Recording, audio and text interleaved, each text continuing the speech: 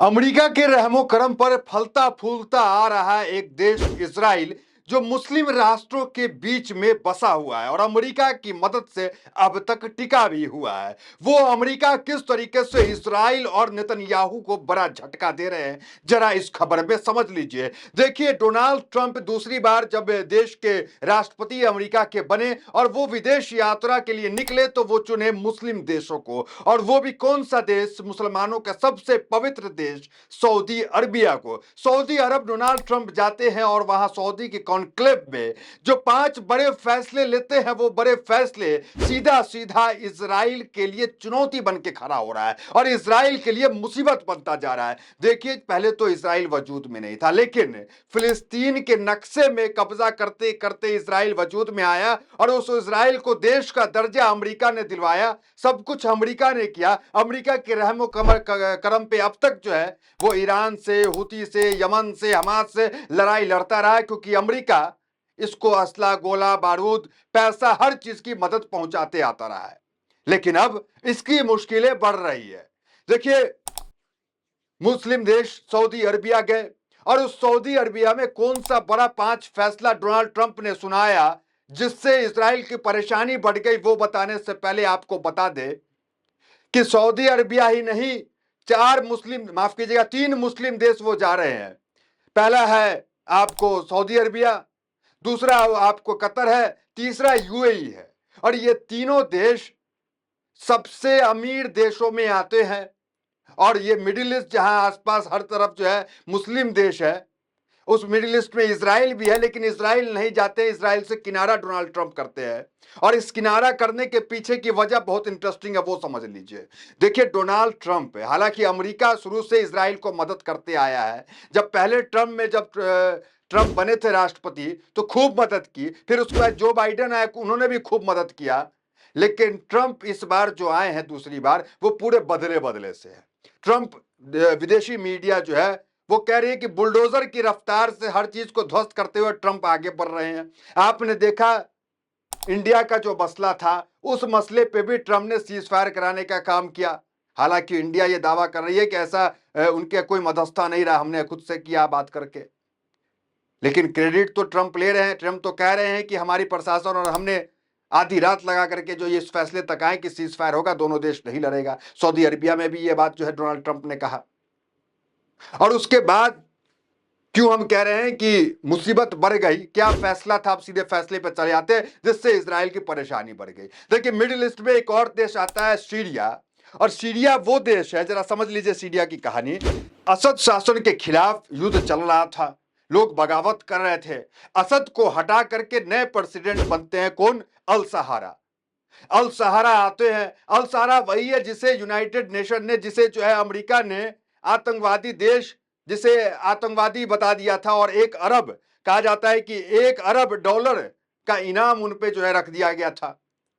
लेकिन अमेरिका ने तुर्की से बात करके, सऊदी अरब से बात करके, उन्होंने कहा, जब वो मंच पे खड़े हुए थे, उन्होंने कहा कि हमने तुर्की के प्रेसिडेंट तैयब अर्दोगान से बात करके और सऊदी अरब के किंग जो सलमान है उनसे बात करके ये तय किया कि सीरिया का जो प्रतिबंध हमने लगाया था वो हटाते हैं।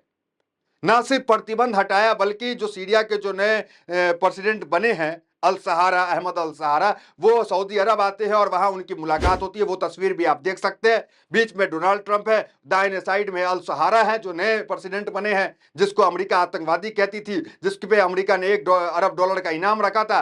लेकिन अमेरिका ने अब उसे स्वीकार कर लिया है और ये स्वीकार करना इजराइल को बहुत बड़ा झटका लग रहा है। अब इजराइल ये सोच रहा है कहीं ये नजीर तो ना बनता चला जाए, कहीं हमास को फिर ना एक्सेप्ट कर लिया जाए और हमास पे जो है उस जो आजादी की घोषणा फिलिस्तीन की ना कर दी जाए।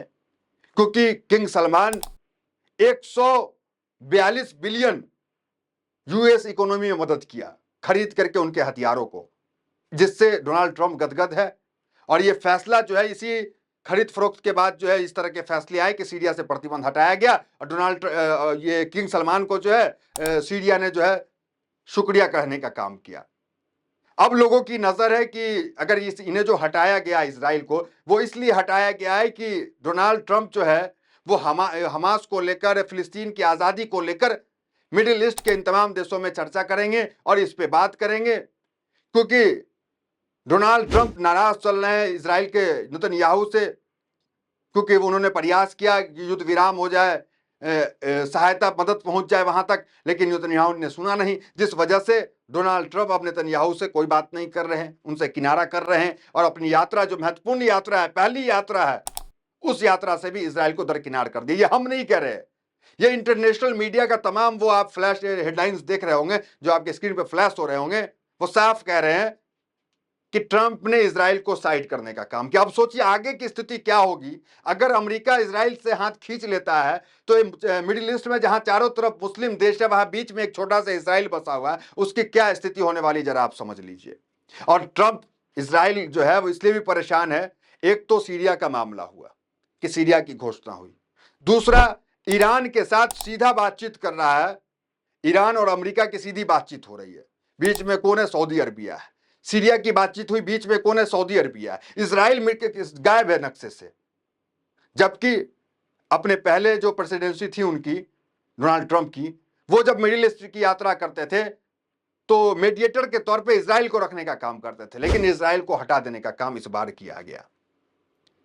इजराइल को पूरी तरह से अलग थलग कर दिया गया। हर मसले पे डोनाल्ड ट्रंप खुद बात कर रहे हैं, आपने देखा हमास तक से जो है डोनाल्ड ट्रंप ने बात किया। एक संवैधानिक पद पे मौजूद व्यक्ति जिसे आतंकवादी कहा जाता है उससे बातचीत करे, नेगोशिएट करे, तो समझे कि उसकी मान्यता जो है बढ़ने वाली है या उस पर जो है कुछ बड़ा फैसला आने वाला है। जैसे हमने एक एग्जाम्पल दिया सीरिया का, जिसे आतंकवादी कहा जाता था, जिसपे इनाम जो है वो $1 अरब का रखा गया था अमेरिका के द्वारा, आज वो प्रेसिडेंट है और डोनाल्ड ट्रंप के साथ में खड़ा हुआ है। अमेरिका ने उससे जो है तमाम वो बैन हटा दिया। गाजा से डोनाल्ड ट्रंप ने सीधा बातचीत, माफ कीजिएगा, इससे हमास से बातचीत करके, एक अमेरिकी शहरी था उसको जो है छुड़ाने का काम किया। इजराइल से कोई बात नहीं किया।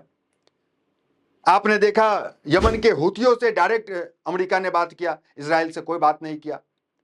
और हुती क्या करते थे? हमला कर देते थे अमेरिका के जहाज पे, जो बिजनेस करने वाला जहाज होता है, लेकिन अमेरिका ने बात किया, समझौता कर लिया। ईरान से खुद बात कर रहे, हर फ्रेम से जो है इजराइल साइड हो गया। इसलिए समझ जाइए कि मुश्किलें इसकी पूरी तरह बढ़ने वाली। देखिए क्या है, अल जजीरा क्या कह रहा है, अमेरिका ने गाजा बंदियों के मुद्दे पर हमास के साथ सीधी बातचीत की पुष्टि की। दूसरा देखिए, ट्रंप ने मध्य पूर्व दौरे से इतना परेशान क्यों हो इजराइल, सऊदी ईरान पर इन फैसलों से बढ़ाई नेतन्याहू की चिंता। देखिए आज तक की रिपोर्ट क्या, देखिए अमेरिकी राष्ट्रपति डोनाल्ड ट्रंप मध्य पूर्व यात्रा पर है, जहां वो सऊदी अरब, यूएई और कतर के नेताओं से मिलेंगे। इस दौरान खाड़ी देशों और अमेरिका के बीच कई बड़े समझौते होने की उम्मीद है। ट्रंप अपने मध्य पूर्व दौरे में इजराइल नहीं जाएंगे, जिसे लेकर प्रधानमंत्री नेतन्याहू और सरकार के अधिकारी चिंतित हैं। सरकार के अधिकारी चिंतित है कि मिडिल ईस्ट आ रहे हैं, सब देश जा रहे हैं, हमारे यहाँ क्यों नहीं आ रहे। इससे आप समझ लीजिए। देखिए सीएनएन की रिपोर्ट, Trump Middle East trip leaves Netanyahu watching from the sideline. दूसरा देखिए, Trump will lift sanction on Syria and meet with the leader. तीसरा देखिए, Trump announce 142 billion arm deal with Saudi Arabia. चौथा देखिए, ये तमाम हेडलाइंस चल रहे हैं जो बता रहे हैं कि अलग थलग कर दिया गाजा को लेकर। Gaza people deserve a much better future says president Trump. तो तमाम ये जो हेडलाइंस है, ये हेडलाइंस बताने के लिए काफी है कि मिडिल ईस्ट के अंदर इजराइल की उल्टी गिनती अब शुरू हो गई है, क्योंकि डोनाल्ड ट्रंप एक्टिव है, खुद से स्वयं जाकर बात कर रहे हैं सबसे।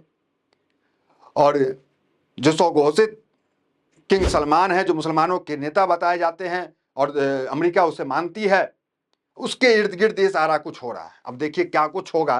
कहा जाता है कि इस यात्रा के अंतिम वक्त में जो है इजिप्ट जाने का काम होगा डोनाल्ड ट्रंप का, और इजिप्ट के अंदर फिलिस्तीन की आज़ादी को लेकर घोषणा कर सकते हैं। इस तरह के दावे सोशल मीडिया पे, ट्विटर, एक्स पे किए जा रहे हैं, लेकिन इसकी पुष्टि हम नहीं करते हैं कि क्या वो इजिप्ट जाएंगे।